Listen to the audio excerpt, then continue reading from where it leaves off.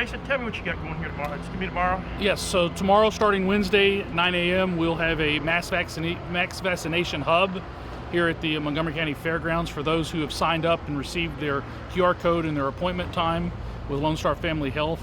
We will have that on site from 9 till 5 tomorrow, and again on Thursday and Friday. How many vaccines did they get in? 2,000.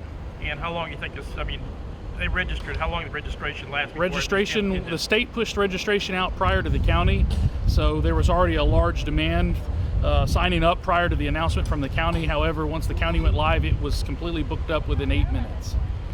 How much longer, how many more doses would you figure with people asking about it and everything else? Any numbers yet? We don't know. The state, they go through an allocation process that's at the state level. They determine on Thursdays and Fridays who in the provider list then following week will receive allocation. So later this week on Friday, we should know what we'll receive next week and which providers. This is one provider, Lone Star Family Health here, that's doing this, but we have several other providers identified in other sites across the county ready to open up should they receive their vaccine doses in week 7 or in week 8.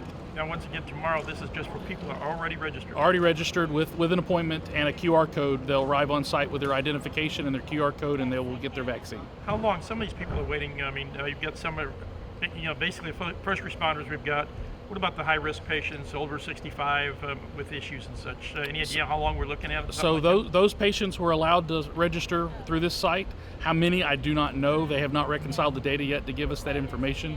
However, it was open for anyone in Group 1A, which is first responders and medical workers, and in Group 1B, which is anyone 65 and up, or 18 and up with at least one chronic condition. Okay. How many you think?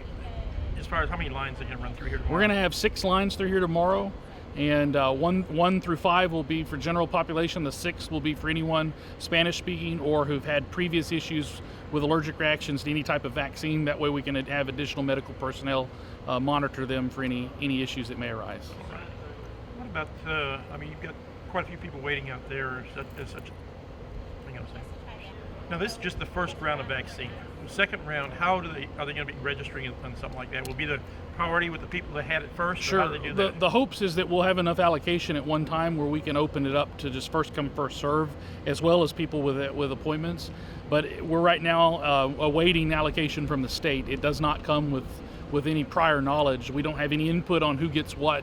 The state determines what provider in the county will receive doses across the whole state, and they push that list out a couple days before the doses are received in-house. So our goal in the Commissioner's Court of Montgomery County has worked since October to prepare for vaccines when they purchased syringes, coolers, ultra-cold storage, and a number of items to open sites like this.